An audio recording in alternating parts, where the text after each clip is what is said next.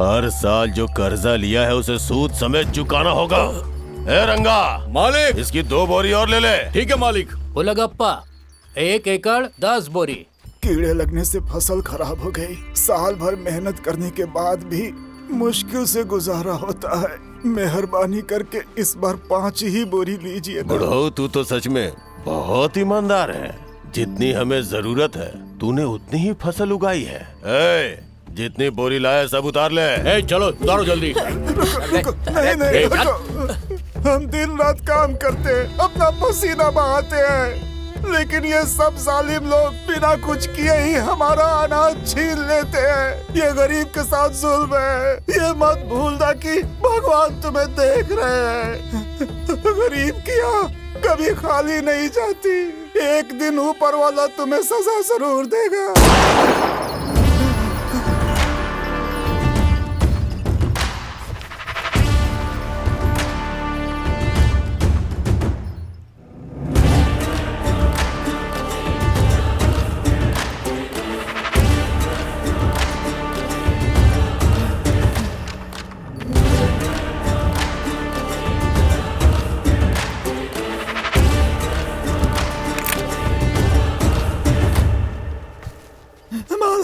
मालिक, मालिक, सब कुछ मत छीनिए मालिक। जिंदा रहने के लिए कुछ तो छोड़ दीजिए मालिक, नहीं तो मर जाएंगे हम। परिवार मर जाएगा मालिक।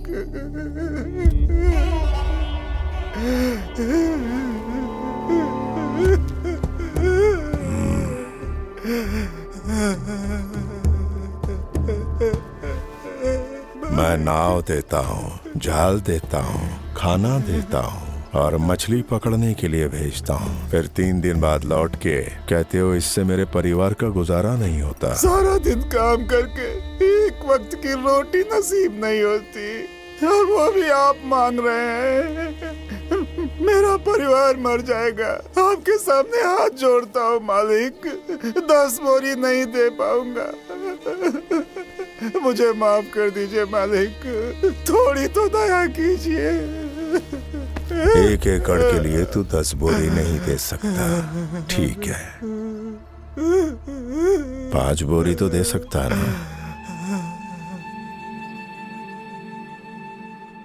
और तुम सभी को 12 बोरियां देनी होगी।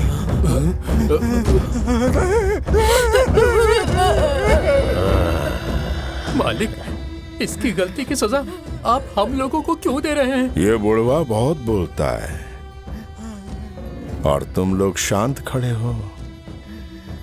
तुम सबकी खामोशी ये बताती है कि तुम सब सहमत हो। मारा मालिक, एग्रीमेंट में लिख दो 1 एकड़ की 12 बोरियां और अंगूठे का निशान लेना मत भूलना। जिसे काम करना है वो करें, वरना जाए भाड़ में।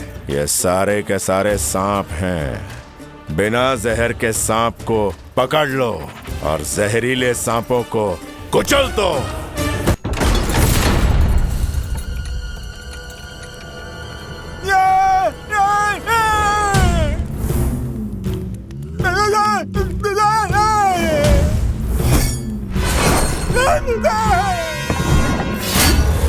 राजाओं के राजा महाराजा पूछता है जिसको हर कोई, वो अद्भुत शक्तियों वाले, हजारों सितारों से भी ज्यादा चमकदार, सबसे बड़े जिगर वाले हिरण्यकश्यप जी की जय हो, जय हो, जय हो।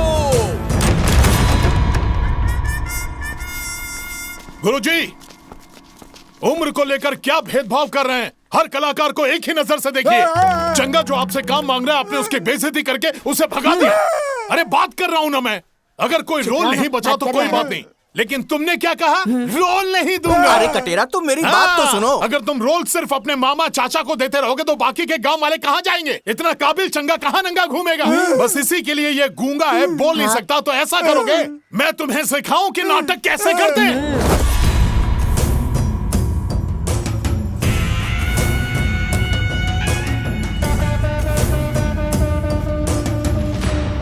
क्या परेशानी है साला बाबू? आवाज बहुत ऊंची सुनाई दे रही थी। कुछ नहीं जीजा जी, वो चंगलू को है ना, नाटक में एक्टिंग करने का बड़ा मन कर रहा था, बस इसीलिए डायरेक्टर साहब से मैं विनती कर रहा था कि इसे एक रोल दे दें। तनिक मेरी बात सुनो, जिसको एक्टिंग नहीं आती उसको एक्टिंग सिखा सकते हैं, लाइन बोलना भी सिखा देंगे। पर ये तो बोलना ही नहीं जानता, तो इसको मैं बोलना कैसे सिखाऊं? अरे गुरुजी, आप अभी इसे अच्छी तरह जानते नहीं। हाँ? एक्टिंग में हम सबको पछाड़ देगा ये। चल जमुरे, शुरू हो जा।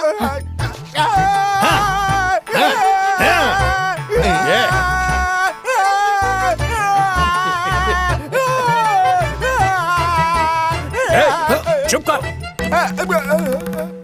ये क्या बड़बड़ा रहा है, समझ में आया कुछ? जीजा जी, अगर इसे स्टेज पर खड़े रहने का ही रोल दे दें तो इसके जिंदा आत्मा को शांति मिलेगी। ये हिरण्यकश्यप का रोल करने की जिद कर रहा है।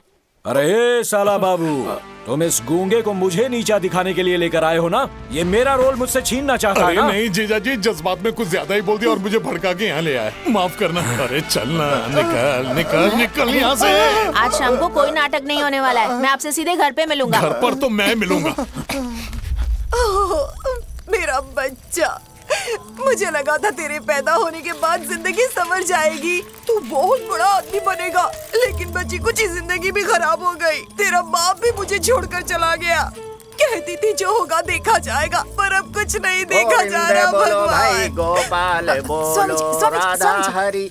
कल सुबह मेरे घर आइएगा ना, मैं आपको बहुत अच्छी दक्षिणा दूंगी। और अभी आप मेरे बच्चे को आशीर्वाद दे दीजिए ना स्वामी जी। चिरंजीवी भव, सुखी भव। माँ, माँ, माँ सुनो ना। माँ, माँ, वो कभी नहीं बदलने वाला। उसने मुझे फिर से घर से निकाल दिया। अरे चुप कर, कितना रोएगी तू? धक्के मारकर घर से निकाल दिया। अब किसकी तरफ से बोलूं? पति की तरफ से कि भाई की तरफ से? क्या बनाया है माँ? चने की दाल बनाई है। मुझे भी थोड़ा खाना दे दो ना। तूने सुना कि नहीं? तेरे जीजाजी ने मुझे घर से निकाल दिया। पीपल के पेड़ से लटक कर अपनी जान दे दूंगी। मैं अपने पति के बगैर नहीं रह सकती। तुझे पता है सब कुछ तेरी वजह से हुआ। जा यहाँ से, दिमाग खराब मत कर। ये भी मुझे भगा रहा है माँ। मेरे पति को गर्मा गर्म डोसा पसंद है, उसी की तैयारी कर रही थी। देखो माँ, मैं सुबह वापस चली जाऊंगी। पता नहीं सब कुछ कब ठीक होगा।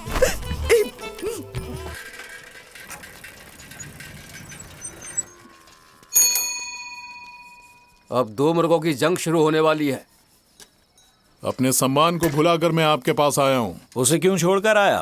तेरे साथ आने के लिए मना कर दिया क्या? अरे क्या मजाक कर रहे हैं? हमारे बीच हजारों लड़ाई हो, लेकिन इसमें औरतों को क्यों घसीट रहे हैं? घसीटूंगा, औरत को बीच में घसीटूंगा। घोड़े को काबू में रखने के लिए चाबुक की जरूरत होती है, वैसे ही तुझे काबू में करने के लिए तेरी बहन चाहिए। अच्छा, तो बिना किसी वजह के मेरी बहन को घर भेज दोगे और वो बात का बतंगड़ बना के पूरे गांव में ढिंढोरा पीटती है। उसमें तो वो माहिर है। खाना बनाना तो आता नहीं, लेकिन बात का बतंगड़ बनाना अच्छी तरह आता है। अड़ोस पड़ोस के लोग आ गए हैं, तमाशा हो रहा है। अंदर चलो, बैठ के बात करते हैं। चंगू, दारू के मजे ले रहा है? दारू पीने से तेरी अच्छी तरह ऑयलिंग होगी और तेरी जबान चलने लगेगी। ओहो जीजा जी, तो इसी सब की वजह से आपने दीदी को घर भेज दिया क्या? और क्या करूं, उसने मेरे बेटे के सामने पीने से मना किया है। वो बचपन से ही ऐसी है। मेरे बाबा को भी नहीं छोड़ती थी। वो बाबा से कहती थी कि पीना है तो ठेके पर पियो, घर पर कभी मत पीना, नहीं तो भाई बिगड़ जाएगा। सच में मैंने खुद देखा है, वो बहुत प्यार करती है तुमसे, सचमुच। हमारी शादी को 16 साल हो गए, लेकिन गर्भवती नहीं हुई। जब मैंने प्यार से उसे दिलासा देने की कोशिश की तो कहने लगी, मेरा भाई है ना, वो मेरा बेटा ही तो है। जब वो है तो मुझे बेटे की क्या जरूरत है, ऐसे जवाब दिया उसने मुझे। बाद में ऊपर वाले ने हमें एक बच्चा दिया, पर हमारे लिए तू ही हमारा बड़ा बेटा है। ये मेरा गांव है और ये मेरे लोग। हर कोई गांव में काम को ही पूछता था। सुख हो या दुख, सब साथ मिलके उसे बांटते थे। लेकिन एक दिन सब लोग ध्यान से सुनो, आप सबके लिए एक खुशखबरी है। हर साल की तरह इस साल भी आप सबको जमींदार को लगान देना होगा और भगवान को चढ़ावा चढ़ाना मत भूलना। कल सुबह सबको हाजिर होना होगा। जमींदार के घर में लगान के साथ आना है। ये साहब का आदेश है। सुनो सुनो सुनो, ध्यान से सुनो।